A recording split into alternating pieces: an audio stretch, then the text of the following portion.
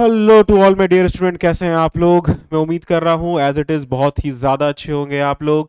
तो चलिए वीडियो को स्टार्ट करने से पहले सबसे पहले मैं आप तमाम बच्चों का मैं वेलकम करता हूँ थर्ड सेमेस्टर में। अब आप ऐसे भी समझ सकते हैं कि अब आपका अब आप एक्चुअली में सिविल इंजीनियरिंग जो आप जिस फील्ड में आप हैं सिविल इंजीनियरिंग में उसमें अब आप जंप कर चुके हैं। अभी तक तो आप समझिए कि बिल्कुल कॉमन थे, आपका जो पेपर्स वगैरह भी था वो भी बहुत कॉमन था, बाकी ब्रांचेस के साथ कॉमन पेपर्स शेयर कर रहे थे आप लोग।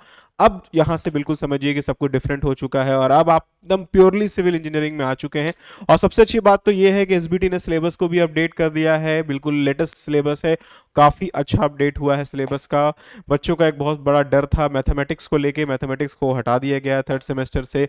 आई गेस इंजीनियरिंग ड्राइंग था उसको भी, बिल्डिंग ड्राइंग था उसको भी हटा दिया गया है। तो कुछ दो सब्जेक्ट्स को ऐड किए गए हैं यहाँ पे, जिसमें से एक सब्जेक्ट आपके सामने अभी अवेलेबल है, mechanics of material, one of the most important subject for कह सकते हैं सिविल इंजीनियरिंग। काफी ज्यादा ही इंपॉर्टेंट सा सब्जेक्ट है हमारे पास। ये सब्जेक्ट जो पर्टिकुलर आप यहाँ पे देख रहे हैं, जिसका आज मैं यहाँ पे सब्जेक्ट ओवरव्यू करने जा रहा हूँ कि सब्जेक्ट क्या है, क्यों आपको पढ़ाया जा रहा है, और इसमें बेसिकली क्या क्या जो टॉपिक्स जो सिलेबस एसबीटी ने दिया है उसको भी हम लोग यहाँ पे डिस्कस करेंगे, एक एक टॉपिक वाइज के क्या क्या हम लोग को कहाँ कहाँ पे क्या पढ़ना है और कब तक हमारा ये जो सब्जेक्ट है वो कंप्लीट हो जाएगा। बड़ा ही छोटा सा सिलेबस है आपका, मैं देख रहा था सिलेबस काफी छोटा सिलेबस है। मैं समझता हूँ कि अगर हम लोग लगातार अगर एक महीना भी क्लास कर लेंगे, लाइव क्लास, मैं लाइव क्लास की बात कर रहा हूँ, अगर लगातार हम लोग एक महीना भी लाइव क्लास करेंगे तो ये सब्जेक्ट हमारा खत्म हो जाएगा। बहुत छोटा सा सिलेबस है, बहुत छोटा सिलेबस है, मतलब यूजुअली 7 यूनिट के सिलेबस हमारे होते हैं, यहाँ पे देखेंगे तो 5 ही यूनिट में आपको सिलेबस को जो पैकअप कर दिया गया है। तो पहले बेसिकली मैं थोड़ा सा एक ओवरव्यू दे देता हूँ सब्जेक्ट के बारे में। ये सब्जेक्ट पहले आपको फोर्थ सेमेस्टर में पढ़ना था, मैकेनिक्स ऑफ स्ट्रक्चर के नाम से। तो कह सकते हैं कि उसके कुछ पार्ट को थर्ड सेमेस्टर में एसबीटी जो है वो लेकर आ गई है, ठीक है, कुछ पार्ट को एसबीटी लेकर आई है थर्ड सेमेस्टर में। मैं ऐसा उम्मीद कर रहा हूं कि फोर्थ सेमेस्टर में भी ये सब्जेक्ट फिर से आपको पढ़ना होगा, मैकेनिक्स ऑफ स्ट्रक्चर के नाम से ही होगा, और जरूरी है कि पढ़ाना भी चाहिए एसबीटी को। और जो जो कुछ पार्ट को थर्ड सेमेस्टर में लेकर आए हैं, जो कुछ बचे हुए पार्ट होंगे या उसमें कुछ और पार्ट को अगर ऐड करना होगा तो ऐड करके हो सकता है फोर्थ सेमेस्टर वापस से ये सब्जेक्ट आपको पढ़ना पड़े। नाम बस हो सकता है थोड़ा सा चेंज हो जाए, यहाँ पे मैकेनिक्स ऑफ मटेरियल है, वहां पे हो सकता है मैकेनिक्स ऑफ स्ट्रक्चर, जो अभी मैकेनिक्स ऑफ स्ट्रक्चर के नाम से जाना जा रहा है, हो सकता है उसी नाम के साथ कंटिन्यू हो या कुछ नाम में थोड़ा बहुत चेंजेस आएगा। ऐसी चांसेस है कि हो सकता है, बाकी लेट्स सी क्या होता है, क्या सिलेबस अपडेट होकर आता है। तो चलिए आज का ये सब्जेक्ट, आज का जो मैं सब्जेक्ट लेकर आया हूं बेसिकली आपके सामने, मैं पहले इसका एक ओवरव्यू देता हूं what is this subject is all about, उसके बाद फिर हम इसके सिलेबस के बारे में डिस्कस करते हैं। तो मैं उम्मीद करता हूं कि आप लोगों को पसंद आएगा। तो मैं फिर से बोल देता हूं वीडियो को स्टार्ट करने से पहले कि ये हमारा एक जस्ट एक सब्जेक्ट ओवरव्यू है और सिलेबस का ओवरव्यू बेसिकली मैं यहां पे दूंगा। एक्चुअली जो हमारा क्लासेस जो स्टार्ट होगा, आप मेरे पीछे जो बैनर है वहां पे आप क्लियरली देख रहे होंगे, मेंशन है वहां पे डेट। हमारा एक्चुअली जो क्लासेस शुरू हो रहा है, लाइव क्लासेस, वो शुरू हो रहा है 11 मार्च 2022। 11 मार्च 2022 से हमारा जो है लाइव क्लासेस शुरू हो जाएगा। और जैसा कि मैं पहले ही आपको बता दे रहा हूं, मैंने शुरू में भी कहा था आपको, जितने भी न्यूमेरिकल पेपर्स होंगे सारे के सारे हमारे लाइव क्लासेस चलेंगे, उसके रिकॉर्डेड क्लासेस, मतलब कहने का यह है कि लाइव चलेगा, साथ में वीडियो रिकॉर्डेड भी होता रहेगा। तो जो बच्चे किसी कारणवश लाइव क्लास को मिस कर जाएंगे उनके लिए वीडियो रिकॉर्डेड फॉर्म में ऐप में रहेगा। लेकिन मेरा ये कहना होगा कि जो भी बच्चे कोर्स में इनरोल हैं और जो बच्चे इनरोल हो रहे हैं कोर्स में, मुझे सबसे अच्छा लगा ये देख के कि बच्चों का बहुत ही पॉजिटिव रिस्पॉन्स है, पूरे बिहार से बहुत पॉजिटिव रिस्पॉन्स आया है। और मैंने जब से कोर्स लॉन्च किया अभी तक काफ़ी बच्चे कोर्स में इनरोल हो चुके हैं, लगभग डेली बच्चों का मेरे साथ इंटरेक्शन हो रहा है, उन लोग कोर्स के रिलेटेड वो मेरे से बात कर रहे हैं। और सबसे अच्छी बात ये लगी मुझे, लगभग बच्चे जो सबसे ज़्यादा अट्रैक्ट हुए हैं चीज़ों को देख के, वो है हमारा यहाँ पे लाइव क्लासेस का। ये एक बहुत बड़ा एक कह सकते हैं कि मेरे लिए भी अचीवमेंट है, बच्चों के लिए भी है, कि बच्चों को ये बहुत अच्छा लग रहा है कि सर आप लाइव क्लासेस दे रहे हैं। और मैंने पहले भी कहा था, इट्स 100% मैं आपको एश्योर कर रहा हूँ कि जितने भी न्यूमेरिकल पेपर्स होंगे, चाहे वो आपका मॉस है, जो मॉम आप यहाँ पे देख रहे हैं, सॉइल मैकेनिक्स एंड आपका बेसिक सर्वे, ये सब जितने भी सब्जेक्ट हैं सारे के सारे लाइव में ही चलेंगे। और जो आपके थ्योरी पेपर है, जो 100% थ्योरी पेपर्स होंगे, उसका मैंने आपको शुरू में ही बता दिया, वो रिकॉर्डेड फॉर्म में वीडियोस आएंगे और उसका पर यूनिट वाइज आपको डाउट क्लासेस जो है वो मिल जाएगा। लेकिन अगर बच्चों का ये रहेगा कि नहीं सर हमको उसका भी आप लाइव क्लास करा दें, तो आप जो कंसल्ट जो कोर्स है आपका, वहां के चैट सेक्शन में आपके फैकल्टीज भी एडेड रहेंगे, आप वहां पे टेक्स्ट कर सकते हैं फैकल्टी को कि सर आप मेरा लाइव करा दीजिए। कंसर्न फैकल्टी जो है उस सब्जेक्ट का लाइव जो है आपको दे देगी, वो अपना टाइम बता देगी कितने बजे से वो लाइव आ रही है, तो आप उनके भी लाइव क्लासेस को अटेंड कर सकते हैं। लेकिन जो न्यूमेरिकल पेपर होंगे उनके तो 100% लाइव होने वाले हैं। तो ये कंप्लीट भाषण देना इसलिए जरूरी था। बच्चे अभी भी कुछ है जिनको कंफ्यूजन है क्लासेस को लेके, लाइव क्लासेस को लेके, और ये बिल्कुल सब्जेक्ट का ओवरव्यू है, तो बहुत सी चीजें बतानी जरूरी हो जाती है ताकि बच्चों को किसी तरह का मन में डाउट नहीं रहे कि हमारा क्या कैसे होगा। तो मैं फिर से थैंक यू बोलना चाहूंगा उन तमाम बच्चों को जो अभी तक कोर्स में एनरोल हुए हैं। थैंक यू सो मच कि आपने इतना अच्छा पॉजिटिव रिस्पांस दिया है। मैं उम्मीद करता हूं कि जिस उम्मीद के साथ आप आए हैं हमारे साथ जुड़े हैं, और उसको हम लोग और अच्छा करेंगे आगे चल के, और जितना अच्छा कंटेंट हम लोग कोशिश करेंगे आपको प्रोवाइड करने का, हमारी पूरी टीम कोशिश करेगी इस चीज को प्रोवाइड करने का, मैं ये आपको एश्योर कर रहा हूं। ठीक है, तो चलिए भाषण बहुत हो गया है, अब थोड़ा सा सब्जेक्ट के बारे में जानते हैं। What is this subject and what is the purpose of studying this subject in third semester civil engineering, right. देखिए सब्जेक्ट को अगर आप यहां पे देखेंगे तो इस सब्जेक्ट में एक बड़ा ही बहुत ही इंटरेस्टिंग सा वर्ड आपको दिखेगा, वो वर्ड है यहां पे मैकेनिक्स। आप मैकेनिक्स से पहले भी फेमिलियर हो चुके हैं, राइट। आपने पहले भी पढ़ा है मैकेनिक्स करके एक सब्जेक्ट, आई गेस आपने फर्स्ट सेमेस्टर में, किसी ने सेकंड सेमेस्टर में पढ़ा होगा, या मैं ऐसे कह सकता हूं कि फर्स्ट ईयर में आपने पढ़ा होगा, मैकेनिक्स करके एक सब्जेक्ट पढ़ा होगा। उसी मैकेनिक्स का मैं कह सकता हूं कि ये एडवांस फॉर्म है। ये जो सब्जेक्ट आपके सामने है मैकेनिक्स ऑफ मटेरियल, ये बेसिकली एडवांस फॉर्म है उसी पर्टिकुलर मैकेनिक्स का जो आपने फर्स्ट ईयर में पढ़ा, चाहे आपने फर्स्ट सेमेस्टर में पढ़ा, चाहे आपने सेकंड सेमेस्टर में पढ़ा, कभी भी पढ़ा, फर्स्ट ईयर में आपने पढ़ा होगा उसी का। पूछिएगा कैसे, उसके बारे में आपको बताता हूं कैसे ये जो पर्टिकुलर सब्जेक्ट है वो उसी मैकेनिक्स का एडवांस फॉर्म है। वैसे तो जब मैं यूनिट को शुरू करूंगा तो मैं और बहुत डिटेल में बताऊंगा कैसे है, अभी मैं जस्ट आपको एक ओवरव्यू देता हूं कि आपने मैकेनिक्स में क्या पढ़ा। आपने मैकेनिक्स के बारे में, मैं अगर सिंपली आपको मैं इस टाइप से डिफाइन करूं, तो आपने पढ़ा होगा मैकेनिक्स करके, राइट। ठीक है, आपने मैकेनिक्स में क्या पढ़ा? सिंपली अगर आपसे मैं पूछूं कि what have you studied in this topic, या what is the purpose of studying this topic, तो आपने पढ़ा होगा कि आपको पढ़ाया गया होगा कि मैकेनिक्स एक वैसा ब्रांच है अप्लाइड साइंस का जो बेसिकली डील करता है बॉडी के बिहेवियर के बारे में, जब किसी बॉडी पे कोई फोर्स एक्ट करता है। तो एग्जाम्पल के तौर पे जैसे ये अगर कोई हमारा बॉडी है और इस बॉडी पे जब हम कोई फोर्सेस अप्लाई करते हैं तो क्या होगा, तो ये बॉडी के अंदर क्या आएगा, इसके बॉडी के बिहेवियर में कुछ चेंजेस वगैरह आएगा।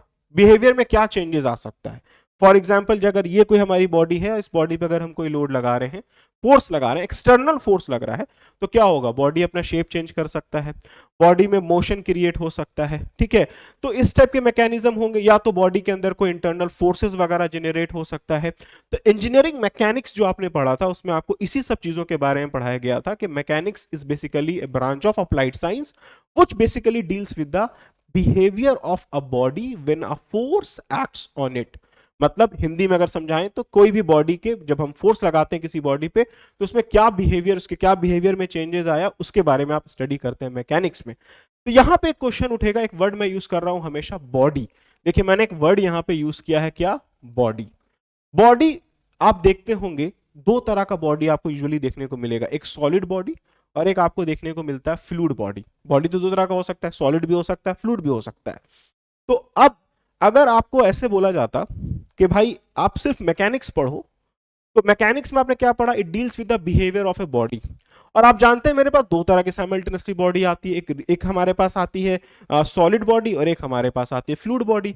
तो अगर आपको एक ही मैकेनिक्स पढ़ाया जाता सिर्फ और सिर्फ, तो आपको और एक ही मैकेनिक्स में साइमल्टेनियसली दोनों टॉपिक्स को अगर आपको पढ़ना होता है, दोनों टाइप ऑफ बॉडी के बारे में पढ़ने के लिए बोला जाता, तो कितना कॉम्प्लिकेशंस हो जाता। आप सोचिए कि एट ए टाइम में आपको एक ही सब्जेक्ट के अंदर सॉलिड बॉडी के बारे में पढ़ना पड़ता और एक ही सब्जेक्ट के अंदर आपको बुलाया था फ्लूइड बॉडी के बारे में भी पढ़ो। तो आप ये सोचो कि कितना टिपिकल हो जाता हमारे लिए, कितना टफ हो जाता स्टडी को और अच्छे से करने के लिए। एक तो टफ हो जाता पढ़ना ही, और उसमें अगर आपको और डिटेल स्टडी करनी होती तो भाई कितना टफ था मेरे लिए। मतलब एक ही सब्जेक्ट भाई दोनों टाइप ऑफ बॉडी के बारे में हम पढ़ रहे हैं, तो उस चीज को आसान करने के लिए कि भाई आपका ये जो प्रोसेस है, ये जो पढ़ने का जो आपका प्रोसेस होगा, उसको आसान करने के लिए क्या किया गया, बॉडी को, या कह सकते हैं कि इस पर्टिकुलर सब्जेक्ट को फर्दर हमने डिवाइड कर दिया। ये जो सब्जेक्ट था मैकेनिक्स, इसको हमने फर्दर कह सकते हैं दो simultaneous different on the conditions of different body के बेसिस पे हमने सब्जेक्ट को बाइफरकेट कर दिया। कहने का मतलब था एक मैकेनिक्स बना हमारा जो सिर्फ सॉलिड बॉडी के मैकेनिज्म के बारे में पढ़ेगा, और इसी मैकेनिक्स में एक पार्ट हमने कर दिया ऐसा जो मैकेनिक्स सिर्फ फ्लूइड के बारे में स्टडी करेगा, मतलब फ्लूइड के मैकेनिज्म के बारे में स्टडी करेगा। तो मालूम ये चला इन शॉर्ट हमको ये कि सॉलिड बॉडी के मैकेनिज्म को पढ़ने के लिए जो मैकेनिक्स हमारा डिवाइड हुआ, फर्दर जो हमने मैकेनिक्स को डिवाइड किया, वही हमारा आया mechanics of solid, mechanics of solid. और फ्लूइड मैकेनिक्स के मैकेनिज्म को पढ़ने के लिए जो मैकेनिक्स फर्दर डिवाइड हुआ उसको हमने कहा सिंपली क्या, फ्लूइड मैकेनिक्स। तो जब आप फोर्थ सेम में जाएंगे, जब आप फोर्थ सेमेस्टर में जाएंगे तो वहां पे आपको पढ़ना होगा फ्लूइड मैकेनिक्स। जैसे कि मैंने आपको पहले भी बताया, जो आपका पिछला सिलेबस था उसमें फोर्थ ही सेमेस्टर के अंदर आपको दोनों पढ़ना था, मैकेनिक्स ऑफ सॉलिड भी और फ्लूइड मैकेनिक्स भी, दोनों एट ए टाइम आपको एक ही सेमेस्टर में पढ़ाया जा रहा था। यहां पे एसबीटी ने थोड़ा सा सिंपली किया है कि थर्ड सेमेस्टर में मैकेनिक्स ऑफ सॉलिड को इंट्रोड्यूस करा दिया है, और मैं उम्मीद कर रहा हूं कि फोर्थ सेमेस्टर में फ्लूइड मैकेनिक्स आपको पढ़ना होगा और कुछ पार्ट मैकेनिक्स ऑफ सॉलिड का भी आपको फोर्थ सेमेस्टर में रहेगा, ऐसा मेरा उम्मीद है। लेट्स सी आगे क्या देखने को मिलता है।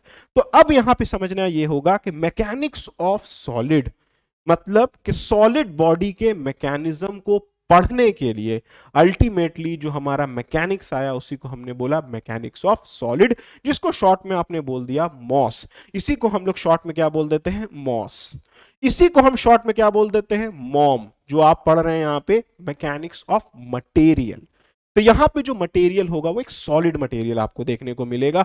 तो मटेरियल, सॉलिड मटेरियल की पूरी जो मैकेनिज्म की जो स्टडी होगी वो आप यहां पे करेंगे। सिंपल स्टडी आपको करना है, बहुत कॉम्प्लिकेटेड स्टडीज नहीं करना है। तो स्टडी का मतलब क्या होगा, स्टडी का यहां पे सिंपल सा मतलब यह है कि बॉडी के इंटरनल मैकेनिज्म के बारे में पढ़ना होगा कि अगर आपके पास कोई सॉलिड मटेरियल है उस पर जब आप एक्सटर्नली लोड लगाएंगे तो उसके वजह से, उस एक्सटर्नल लोड की वजह से बॉडी जो इंटरनली जो रेजिस्टेंस देगा, जो इंटरनली जो बॉडी के अंदर जो मेरा फोर्स जनरेट होगा, ठीक है, तो वो फोर्स कितना जनरेट होगा, ठीक है, उस फोर्स के कंप्लीट मैकेनिज्म के बारे में यहां पे आप पढ़ेंगे इस पर्टिकुलर टॉपिक के अंदर।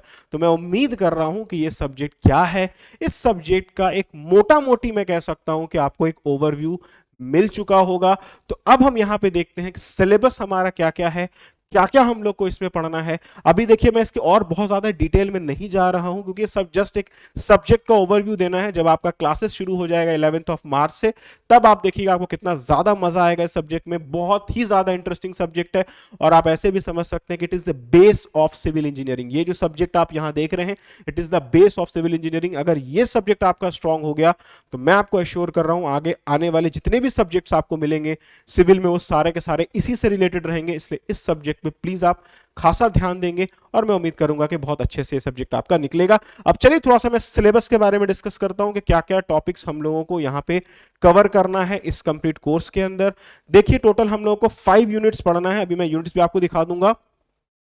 Total as it is subject code आपका चेंज हो गया, अब सब्जेक्ट कोड है 2015303। एज इट इज आपका 100 मार्क्स का ये क्वेश्चन है। एक्सटर्नल एग्जाम जो है आपका 70 मार्क्स का होगा। बाकी 30 मार्क्स जो है वो आपके कॉलेज के ऊपर डिपेंड कर रहा होगा, जहां भी आप पढ़ रहे होंगे वहां की फैकल्टीज वगैरह पे डिपेंड करेगा। तो इन शॉर्ट जो एक्सटर्नल एग्जाम होगा वो 70 मार्क्स का होगा। क्लियर है। बाकी कोर्स का ऑब्जेक्टिव क्या है मैंने आपको एक ओवरव्यू दे ही दिया है आपको यहाँ पे। To learn the properties and area of structural material properties, to understand the concept of stress and strain, ये सब मैं आपको बताऊंगा जब हमारा कोर्स स्टार्ट हो जाएगा। तो सबसे पहला टॉपिक है, बड़ा ही इंटरेस्टिंग सा टॉपिक है, that is moment of inertia. It is one of the most important topic for, कह सकते हैं कि अपने इंजीनियरिंग मैकेनिक्स में ही पढ़ा होगा, मैं उम्मीद करता हूं मोमेंट ऑफ इनर्शिया के बारे में। यहां भी आप मोमेंट ऑफ इनर्शिया के बारे में जानेंगे। What is moment of inertia, best part is what is the application of moment of inertia, ये भी आप जानेंगे यहाँ पे कि भाई मोमेंट ऑफ इनर्शिया क्या होता है, उसका रियल लाइफ में क्या एप्लीकेशन है, और हम डिफरेंट डिफरेंट बॉडीज का मोमेंट ऑफ इनर्शिया कैसे फाइंड करेंगे, क्योंकि एग्जाम में फिक्स क्वेश्चन रहेगा। और आगे ये जो पर्टिकुलर टॉपिक है मोमेंट ऑफ इनर्शिया आगे भी हर जगह आपको देखने को मिलेगा। मैं सिर्फ इस पर्टिकुलर टॉपिक की बात नहीं करूंगा, इसके अंदर जितने भी टॉपिक्स आपको मिलेंगे पूरे लाइफ आपका पीछा नहीं छोड़ेगी जब तक आप सिविल इंजीनियरिंग में है। और जब तक आप सिविल इंजीनियरिंग में अपनी पढ़ाई कंटिन्यू करेंगे, यहां जितनी भी टॉपिक्स आप देखेंगे सारा का सारा आपका पूरी जिंदगी पीछा नहीं छोड़ने वाला है। तो ये पहला टॉपिक था मोमेंट ऑफ इनर्शिया, इसका पूरा कंप्लीट एप्लीकेशन हम लोग देखेंगे। इसके बाद है unit number 2, one of the most important unit, जिसका नाम है simple stresses and strain. Maximum question usually इसी टॉपिक से पूछे जाते हैं।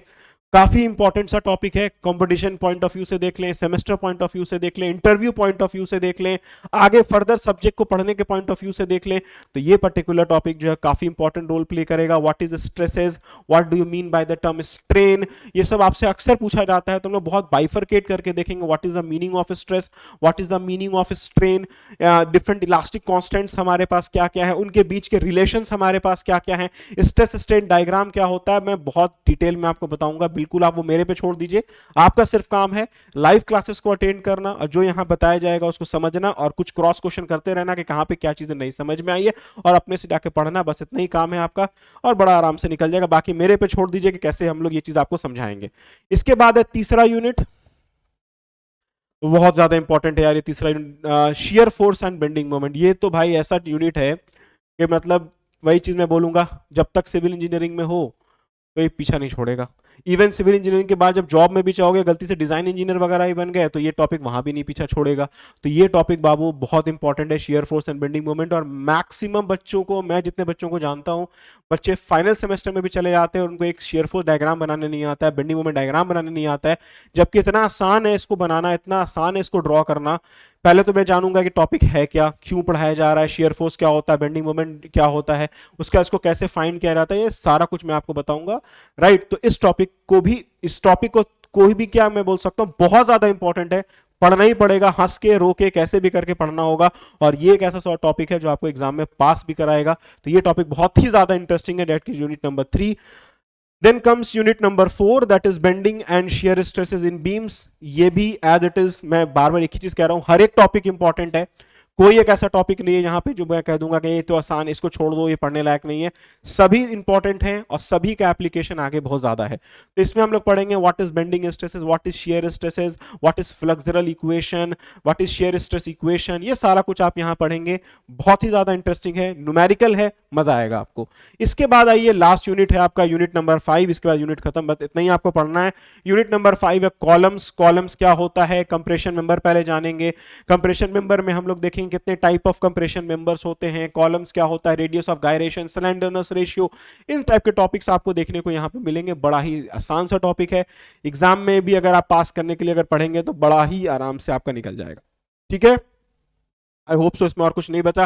तो ये टोटल 5 यूनिट्स पढ़ने हैं आपको। बहुत मैंने आपको पहले ही बता दिया, अगर लगभग 1 से 1.5 महीना अगर हमने रेगुलर क्लास ले लिया ना, आपका लाइव क्लास रेगुलर, तो ये टॉपिक खत्म, एकदम आराम से खत्म हो जाएगा। इतना छोटा सिलेबस है आप लोग का, बहुत इजीली खत्म हो जाएगा। अब यहाँ मैं बात कर लेता हूँ बुक्स की। ठीक है, बुक्स कौन सा आप रेफर कर सकते हैं। देखिए बुक्स तो बहुत सारी है मार्केट में, आप जब जाएंगे तो बहुत सारी बुक्स मिलेगी, बहुत से लोग आपको डिफरेंट बुक्स रिकमेंड करेंगे।